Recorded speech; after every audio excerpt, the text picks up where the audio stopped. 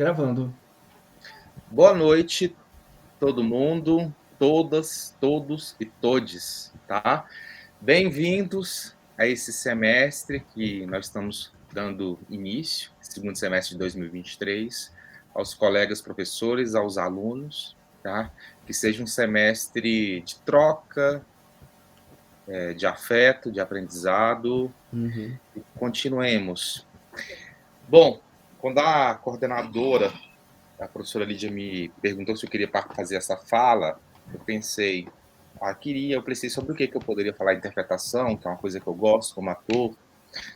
Aí eu pensei assim, tá, mas tem uma coisa que eu gosto antes da interpretação, que eu acho que é o meu material de trabalho, quer dizer, vou fazer um paralelo, uma separação, quer dizer, não dá nem para falar em separação, mas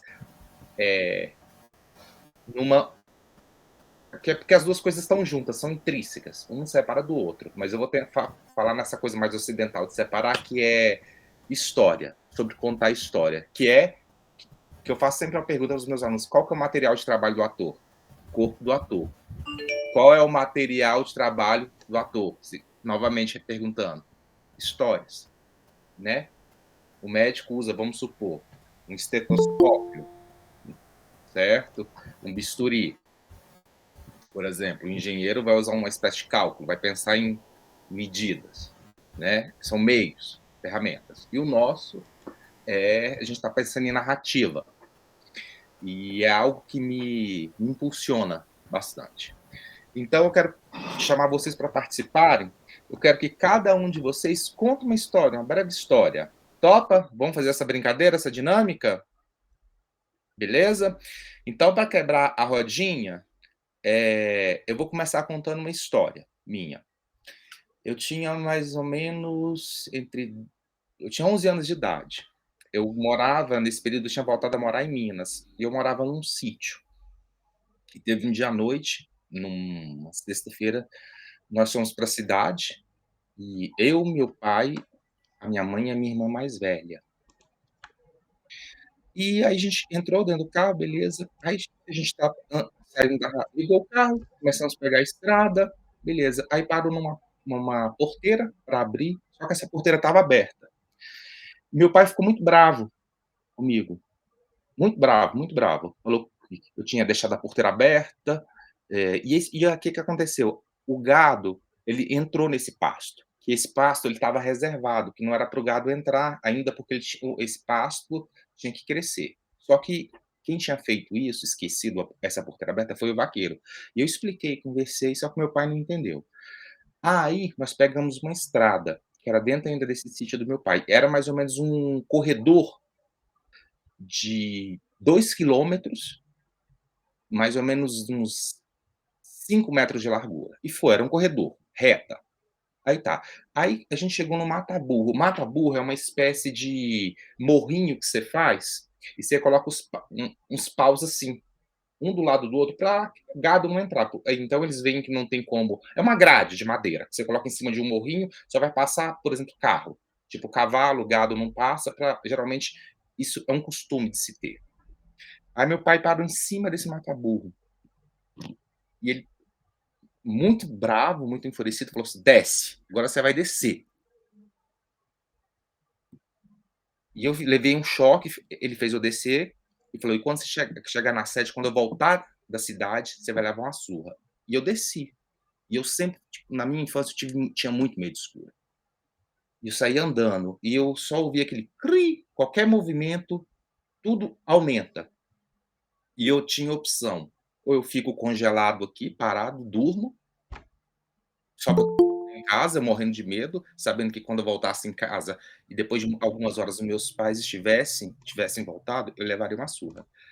Então, eu decidi ir para casa, só que eu tinha muito medo, bastante medo do escuro. E eu comecei a cantar, que foi uma maneira de eu lidar com esse medo. E eu andei esses 2 quilômetros, que parecia nunca chegar. E teve uma hora que eu comecei a só cantar, só esquecer, eu consegui me esquecer do escuro. Assim, não sei porquê, eu me conectei tanto com o meu medo me fez tanto sobreviver, que tinha que sobreviver àquilo, esse conflito, esse vilão. E quando eu cheguei em casa, eu vi que eu tinha vencido, mas muito medo, muito medo, muito medo ainda. Aí, o meu medo fez o quê? Eu chegar em casa e eu dormi, acordei no outro dia, a surra que eu pensei que eu fosse levar de manhã, eu não levei, e foi isso. Tá. Quem quer contar a próxima história?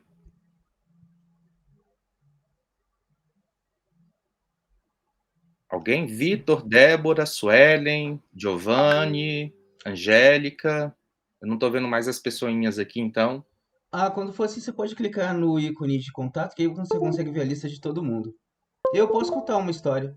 Por favor. Tá. Essa é bem engraçada e vai ser curta, mas ficou na minha memória porque foi bem inusitado. Na época, Uhum. era o meu segundo emprego na vida, né? Isso por volta de 2000. E eu estava trabalhando numa empresa que dava cursos táticos para policiais. Eu cuidava de fazer o material gráfico deles, trabalhava como design gráfico lá dentro. Eu achei esse emprego legal porque eu tinha 2 horas de almoço, né? E nesse tempo eu almoçava e no restante do tempo eu tirava para descansar.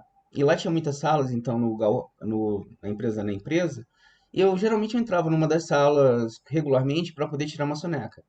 Só que nesse dia eles estavam dando curso tático dentro da empresa. Eu cheguei na minha sala de descanso, né? E ela estava toda forrada de plástico e eu não entendi o porquê. Tudo bem, hora do almoço, isso daqui não deve ser usado. Aí eu fui dormir.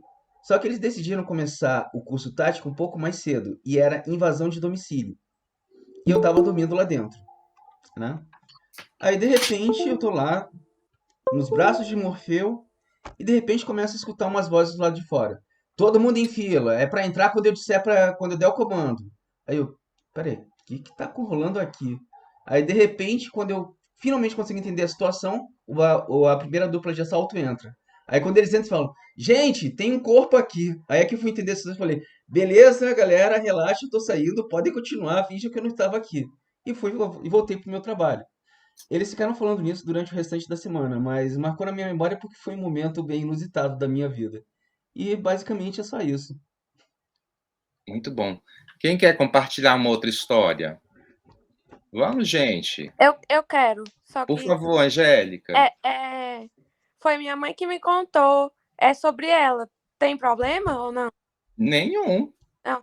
É assim, eu sou lá do interior de Minas e lá tem a tradição, né, de folia de reis, essas coisas. E meu avô sempre teve muita fé em Santos Reis. E ele sempre levava os 9 filhos, que eles tiveram 9, meus avós tiveram 9 filhos ao todo. Aí eu gosto muito dessa história porque ela não é uma história assim simples, foi uma coisa sobrenatural que aconteceu. Que era um senhorzinho que tinha prometido uma folia para vocês, só que ele morreu e não conseguiu cumprir a promessa, né?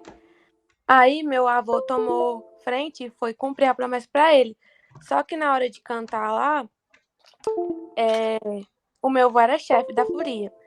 Aí o pessoal lá começou a cantar e tal, e os instrumentos começaram a desafinar, e a voz do, do senhor que tinha feito a promessa da folia, ela entrou em uma pessoa. E, tipo, nessa hora, os instrumentos todos desafinaram. Meu avô teve que fazer uma oração fortíssima lá para controlar a situação e pedir ele para ir embora. E, tipo, eu acredito muito nessa história porque minha mãe estava lá, ela presenciou tudo. E foi uma coisa muito séria. Aí eu fico pensando assim, nossa, imagina o tanto de coisas que acontece assim e a gente não tá perto e é uma pessoa às vezes de longe que a gente nem confia que conta a história e a gente não acredita, né?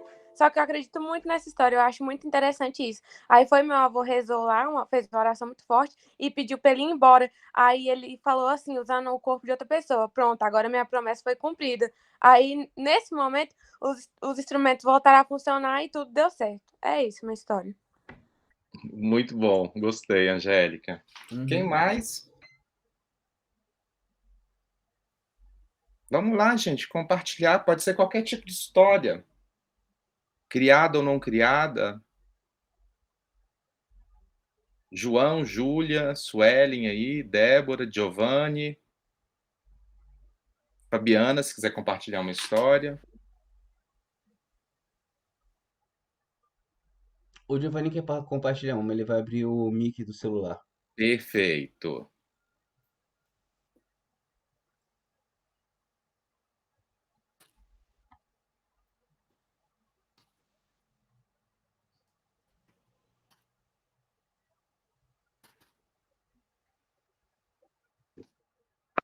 Alô, tá dando para escutar? Sim, Giovanni. Pode ser qualquer história? Qualquer coisa. Então vou contar uma rapidinho aqui. Quando eu era menor, eu devia ter 12, 13 anos. Meu irmão pegou catapora. E eu já tinha pegado catapora com 5, 6. Minha mãe falou, não tem problema pegar dele, você já pegou, se você pegar catapora uma vez. E fiquei a semana toda interagindo normalmente com meu irmão. Começaram a aparecer umas manchinhas pelo corpo. Minha mãe, irritadíssima, falando, é impossível. Fomos no hospital. O médico disse, moça, ele pegou a catapora do irmão mais novo. E minha mãe, mas só você pega a catapora uma vez, como assim? Isso é ridículo. E desesperada, porque a ideia de que só se pegava a catapora uma vez era dela. E aí o médico soltou que existe uma chance de 0,01, uma coisa assim, de pegar de novo e eu consegui ganhar a sorte grande. E pronto, fiquei doente por alguns meses. E desde então eu tenho assim, o mínimo de cuidado possível, porque eu sei que a minha saúde não é a mais abençoada de todas. E é isso, meu irmão se curou da catapora muito antes de mim e eu fiquei malzão. Acho que é isso. Muito bom. Muito bem. Alguém mais? Alguém quer contar uma história? Terezinha, você tem alguma história legal para contar?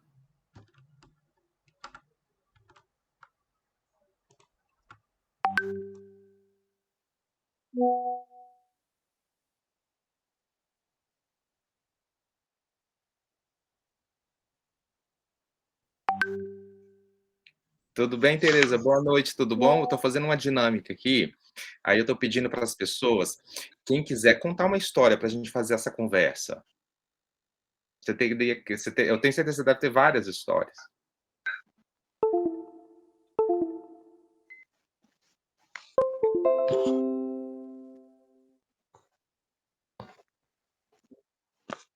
Tem alguma historinha, professora Lídia? Para contar? Várias, entre tantas. Uma entre tantas. Tem que definir a área temática. Livre. Você pode fazer o recorte curatorial. Deixa eu pensar aqui.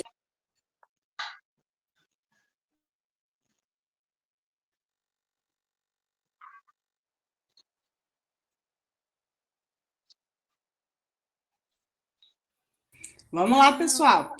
Uma pergunta. Eu acabei chegando um pouco depois. Por qual razão a gente está contando essas histórias? Eu queria saber mais por curiosidade. Tipo, A gente vai conversar sobre isso no decorrer dessa nossa conversa. entendi. É que assim, eu tô pensando uma história, mas eu tô em dúvida aqui para contar. Quando tiver uma ideia, pode ser que eu conte aqui. Pode ser qualquer tipo de história, uma história até criada. Uma história criada. Bom, eu tenho uma história que já tenho um tempo desenvolvendo para um projeto. Posso contar aqui, então? Ué, pode, claro. A história se chama A Pequena Estrela que Encontrou Seu Lugar. É uma história que eu estou desenvolvendo, inclusive, para um projeto que eu estou fazendo aqui, envolvendo totalmente uma apresentação em Libras para as crianças surdas. E foi baseada em um conto que eu escrevi quando eu tinha 12 anos. A história, só rapidamente aqui, A história conta sobre uma estrela que ela era tão pequenininha que ela era pouco vista no céu, praticamente invisível. Porém, mesmo sendo tão pequena, ela brilhava muito, muito, muito. Cada cometa, cada asteroide que passava por ela fazia com que ela brilhasse tanto e mostrasse um arco-íris de cores, de tons amarelos. Porém, mesmo sendo tão brilhante, ela era pouco vista. E ela se sentia muito sozinha por conta disso. E ela começou a chorar, a chorar, a chorar. E a cada lágrima que ela soltava, uma gota de brilho saía e ela ia perdendo o brilho. Até que um momento a lua, vendo a tristeza da pequena estrela, chegou até ela e foi perguntar: Ô pequena estrela, por que você chora? E a estrela comentou: Eu estou triste, eu não tenho nenhum amigo, eu estou sozinha, eu não tenho ninguém. Aí a lua falou assim: Não, você é brilhante, você é linda. Eu tô resumindo para não prolongar tanto, gente. É, e eu vou ser muito brilhante, você é muito linda, você é especial. E a pequena estrela virou e falou assim: eu não sou especial, eu sou pequena demais, ninguém me percebe. Nem os humanos na Terra me percebem. Eu sou muito pequena, eu sou muito só. Nunca vou ter nenhum amigo. E ela volta a chorar, chorar, chorar, tanto que ela não ouve mais a lua. A lua triste, ela sai de perto e começa a chorar junto. Ela para de conversar com a estrela. E a estrela chora tanto, mas tanto, que ela perde todo o brilho dela e acaba caindo do céu. Ela acaba caindo do céu e passando, descendo, descendo, descendo. E ela cai até na terra, no mar. E ela entra dentro do mar e afunda até o fundo dele. E lá no fundo, ela acaba ficando lá no escuro, sozinha, no meio dos corais, sem ninguém. E ela começa a ficar assustada, porque ao acordar, ela percebeu que estava sem brilho, sem conhecer ninguém, não estando no céu e sozinha. Ao perceber isso, ela volta a chorar, pensando assim: gente, agora que eu perdi meu brilho, eu estou realmente no fundo, não tenho mais salvação. Até que uma estrela do mar percebe ela. E ao perceber ela, ele chega perto dela e começa a cantar para ela. E a estrela ela fica tão admirada e tão encantada com esse carinho que ela percebe da estrela do mar, que ela começa a sorrir e a sentir alegria de novo. E no momento que ela volta a sentir alegria, o brilho dela volta. E aí, nesse momento, todas as criaturas do mar percebem o brilho dela. E aí é nesse momento que ela encontra a felicidade dela. Porque ela percebe finalmente que a felicidade dela não estava no céu. E que às vezes, tem certas vezes que a gente precisa cair para poder encontrar o nosso lugar. Essa é a história. Foi um pouco longa. Não. E é Ok, isso. mas alguém mais?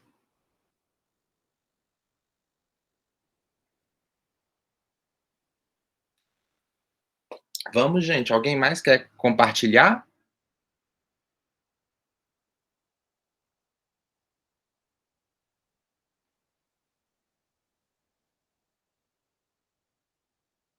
Tá certo. Pessoal, vou fazer uma outra pergunta para vocês agora.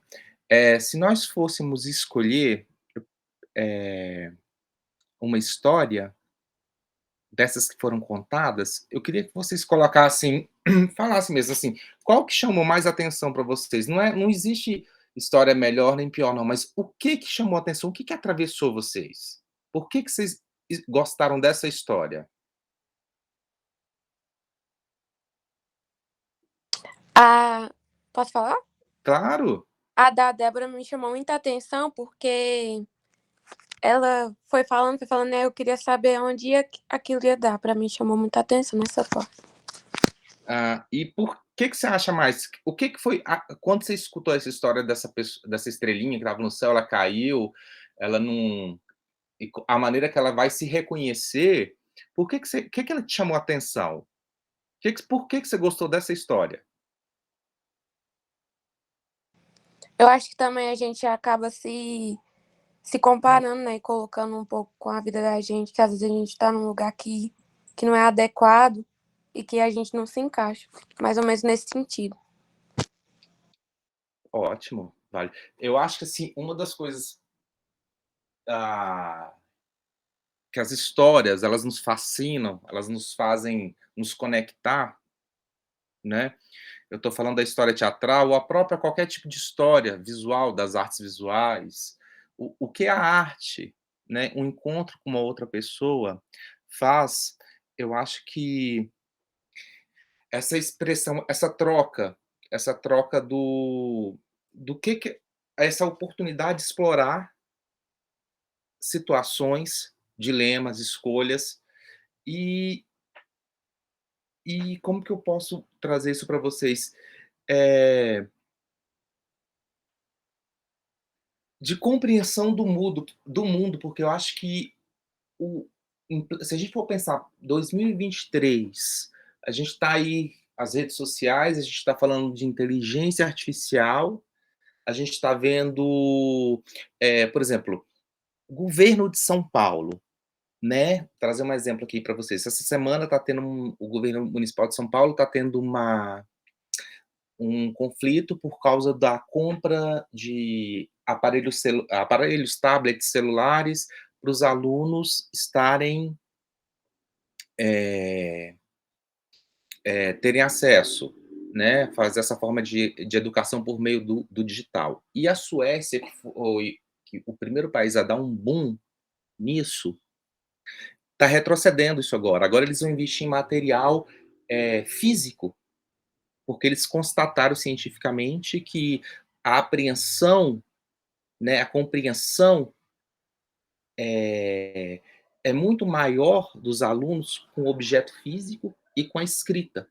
Até mesmo tem um lugar nos Estados Unidos chamado Vale do Silício, que tem grandes cientistas, os filhos deles, eles não estão deixando ir para a escola mais, escola tem esse meio digital, essa forma de aprendizado pelo digital muito forte, né? Então eu fico pensando assim, o que no meio de toda essa era tecnológica, como que é essencial esse contato com o humano, que de uma certa maneira a tecnologia é muito boa, não sou contra a tecnologia, mas ela acaba que ela se torna um mediador, né? Por exemplo, assim, o riscar num tablet, num PDF, não é a mesma coisa, vocês pararem para ver, mas é diferente quando você pega um livro, um papel e você desenha. Parece que tem uma conexão, eu acredito que é uma coisa um pouco ancestral, que eu não sei como, que acontece na nossa cabeça, ou que isso vem, que faz essa coisa ancestral, que faz a gente ir atrás desses tipos de encontros, né? Se eu não estiver sendo muito claro, por favor, vocês podem me falar, porque eu quero dizer assim porque as histórias elas têm uma conexão com o nosso emocional de identificação, de compartilhamento, e isso vai criando uma conexão emocional entre público, entre pessoas, que é permitido assim que as pessoas experimentam uma gama muito mais de experiências de uma maneira, eu acho que mais segura. Então, assim, por isso que eu quis falar sobre isso. Qual é a importância hoje por que uma história, por que eu quero saber a história, por que essa história me fascina, por que eu quero, eu quero, eu quero estar em 2023, eu quero estar fazendo teatro, eu quero estar fazendo cinema, eu quero estar contando histórias no TikTok. O que é que fascina? O que vocês acham que ainda o ser humano necessita disso, de estar contando narrativas? O que eu estou tentando trazer aqui é uma conversa, para a gente trocar uma ideia, ao invés de ser só uma palestra que eu poderia estar trazendo aqui com slides. Por isso que eu queria assim, muito esse contato com vocês. Por que vocês acham ainda a importância da história? Por que vocês gostam de ouvir histórias? Alguém poderia falar assim?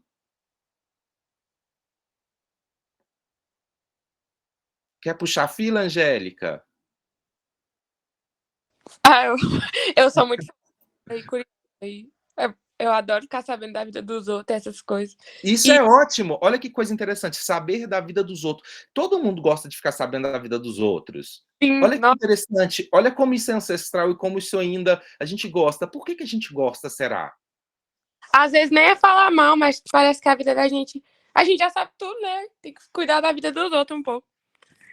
Eu- É engraçado, né? Parece que ao mesmo tempo que, por mais que, tirando a coisinha da fofoquinha, mas parece que você ficar sabendo que a pessoa é uma coisa assim que você parece que tem uma espécie de querer saber lá uma espécie de entrelinhas lá no fundo de como que essa pessoa está. Você percebe quando você quer saber da vida das pessoas, você não, no fundo você não quer saber como ela está de fato, o que está acontecendo com ela. Sim. E também porque eu. Uma coisa que eu tô percebendo muito Hum, é que eu tô ficando com muita falta de paciência. A pessoa vem falar comigo, vou dar um exemplo da minha chefe. Tem hora que ela me chama pra conversar, pra falar coisa da vida dela mesmo, assim. Só que às vezes eu tô tão ocupada com o meu serviço e ela não enxerga aquilo. E eu fico, vai me dando assim uma falta de paciência. Eu fico pensando, gente, eu tenho que trabalhar. O que que eu faço pra essa mulher pra ela ver que eu tenho que trabalhar? Só que ela é minha chefe e ela tá conversando comigo. Aí eu fico sem graça de deixar ela falando sozinha, entendeu? Mas eu tô percebendo muito que eu tô com muita falta de paciência de ouvir as pessoas mesmo. Eu acho que é essa questão aí da tecnologia, do celular. E deixa, também os vídeos estão muito, muito assim, compactos. Você vê um vídeo ali, começa os 3 primeiros segundos, você não gostou, você já pula. E é uma coisa que você vai consumindo, assim, cada vez mais, entendeu? deixa eu te fazer uma pergunta. Angélica, quando sua chefe te chama para conversar, é só coisa de trabalho ou você acha que tem algo mais? Tipo assim, ela quer conversar ou ela toca em assuntos pessoais? Sim, a maioria das vezes são assuntos pessoais. Ou então, quando ela tem um problema lá para resolver, ela me chama, mas a maioria. É que ela é muito comunicativa, muito mesmo. Aí, como ela é da mesma cidade que eu, a gente tem muita intimidade, e a gente acaba conversando sobre vários assuntos. Olha que Aí, interessante. a Olha que maioria inter é pessoal mesmo. Tá, olha que interessante, eu estou pegando por esse recorte de assuntos pessoais. Olha como é que a gente está, como que a gente, as histórias nos fazem ainda querer estar com alguém, querer estar em companhia com alguém. Sim. Vocês acham ou não? Porque um filme, por exemplo, assim, vocês acham que um filme pode proporcionar esse lugar de te dar uma companhia a partir de um tema que tem a ver comigo, eh, desse assunto, ô, Giovanni, fala conosco, porque fica melhor sem ser no chat. Não tem certo e nem errado, galera. O que que vocês acham? Vocês acham que quando vocês estão vendo cinema, teatro, um TikTok, um vídeo, um Reels, quando aquilo te conecta, te interessa, você acha que aquilo, de uma certa maneira, é um tipo de companhia? Tem certo sentido sim, professor, porque se a gente for parar para pensar desde os nossos ancestrais, sempre foi a questão do contar a história para poder explicar sobre o que um avô nosso, um antepassado nosso fez. É como se fosse uma espécie de explicar o que a gente é, como a gente é e do porquê que a gente está aqui, eu acredito, penso eu. Então, eu concordo isso sim, concordo. Não, não é. Beleza, então. Você faz qual curso, Débora? Curso licenciatura Artes Cênicas. Artes cênicas? Por que que você escolheu esse curso? Essa profissão, Débora? É porque eu tenho o interesse de contar para as pessoas histórias onde elas possam se identificar, onde elas Entendi. possam se sentir que podem ter uma história. É o que eu penso. Entendi. E você acha que isso é mais legal de ser feito em que tipo de plataforma? Numa plataforma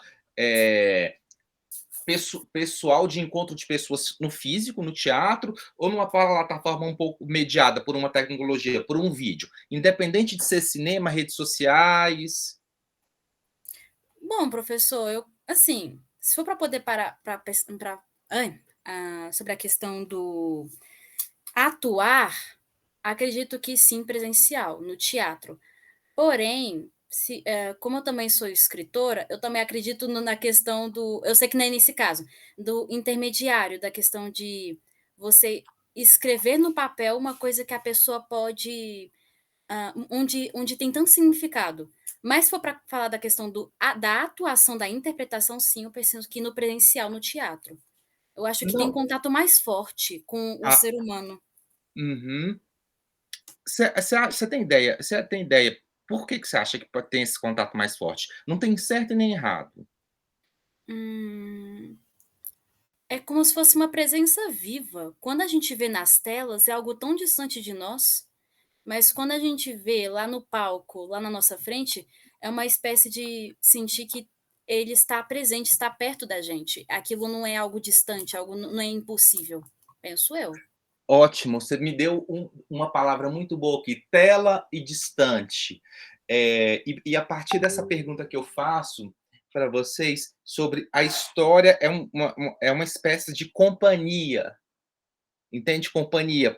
Você está com um outro, de uma certa maneira, que as histórias fazem isso. Elas nos colocam em encontro por meio daquele assunto, principalmente se aquele assunto ele te atravessa, ele te toca. E é engraçado porque você tendo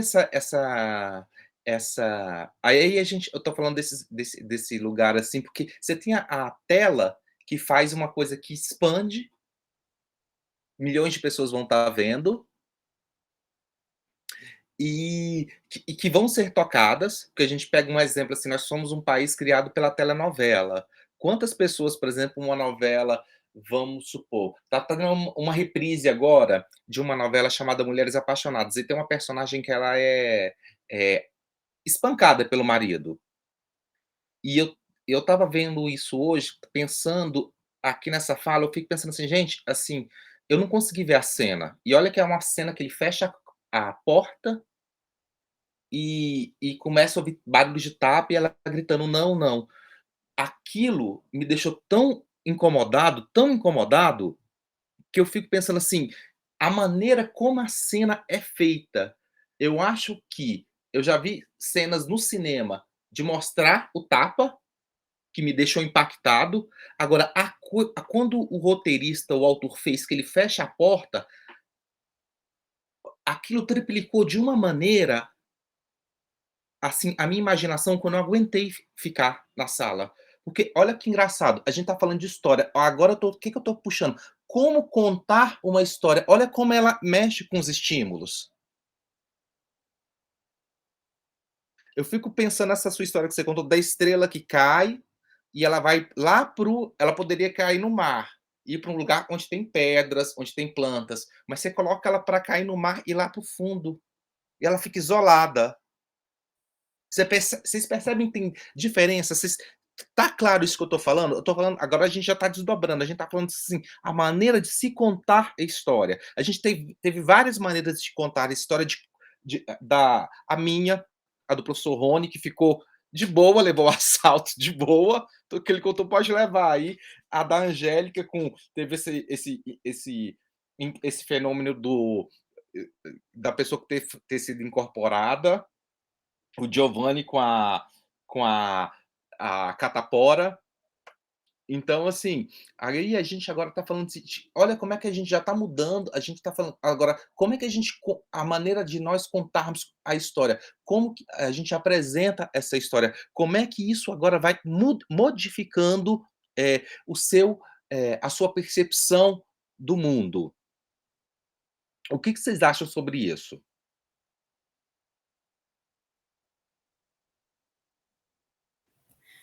Penso que é interessante essa questão de como a gente conta a história, porque pode ser a mesma história contada para um monte de gente, só que cada um vai ter uma própria interpretação. Penso que quem foi até que falou isso? Acho que foi a professora Fabiana. Acho que foi a professora Fabiana tem inclusive que falou sobre isso, que uma mesma história pode ser contada, só que cada um vai ter uma interpretação sobre ela. Então, é muito interessante porque, por exemplo, no caso da minha história, falando especificamente, sobre a questão dela cair no fundo do mar, é aquela ideia que a gente fala sobre como falar aquela expressão, tipo, estou no fundo do poço. Só que eu quis mostrar na minha história que mesmo estando no fundo do poço, ela encontrou uma luz, ela encontrou a felicidade, tipo, reverteu a situação que na verdade ela não estava no fundo do poço, mas sim ela encontrou um novo lugar. Mas pode ser que uma outra pessoa pode ter uma percepção totalmente diferente. Tipo, assim, então, eu acho muito curioso. Então, até mesmo a forma como a gente conta, o tom, as palavras, o contexto, vai mudar até o sentido da história e também o sentido para a mesma pessoa. Enfim, eu acho isso curioso.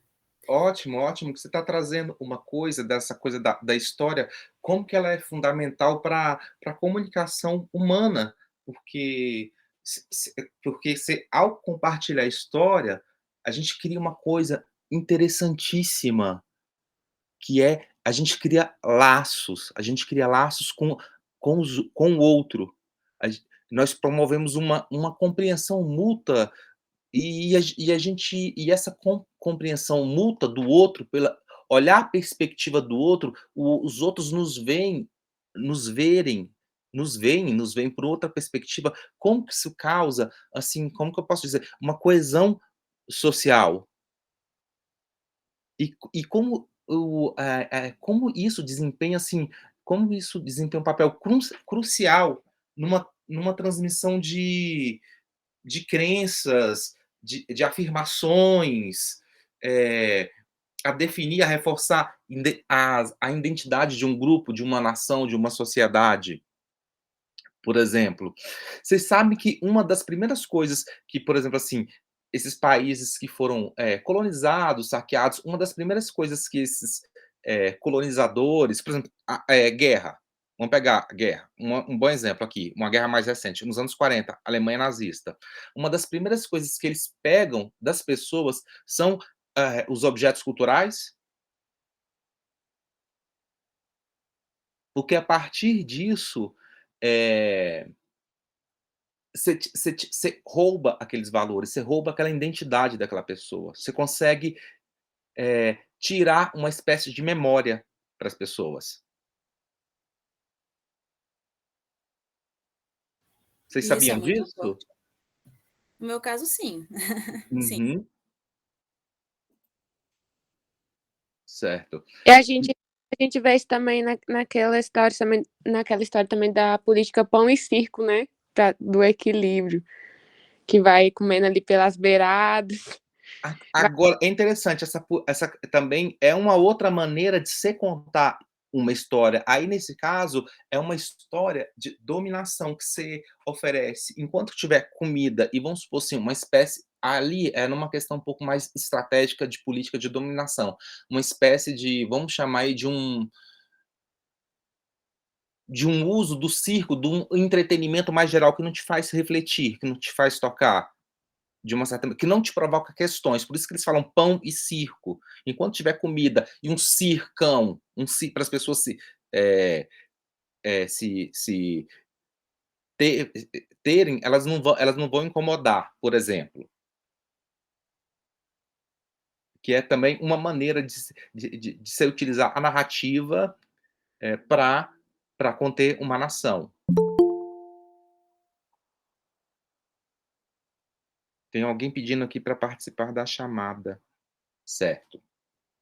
Então, turma, assim, o que eu queria trazer para vocês de uma sobre falar sobre era uma conversa e um bate-papo mesmo sobre contar história, a necessidade que nós temos de contar histórias. Por que que a gente ainda no século 22 ou no século 21, o ano de 2023, com todo esse aparelhamento que a gente tem hoje de tecnologia, ainda a gente quer se encontrar para conversar, para trocar histórias. Que necessidade é essa que o ser humano tem? Ele necessita de estar em companhia com alguém. Seja necessariamente não num objeto cultural, num espaço cultural.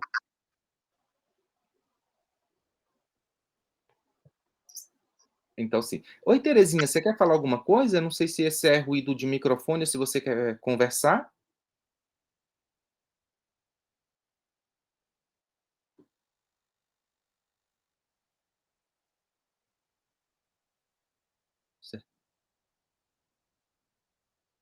Certo. Turma, Acho que ela estava sem querer com. entendi. Entendi.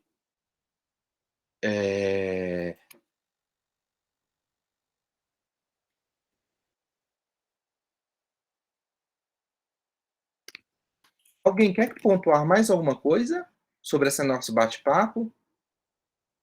Posso falar minha percepção sobre esse último pergunta? Por favor.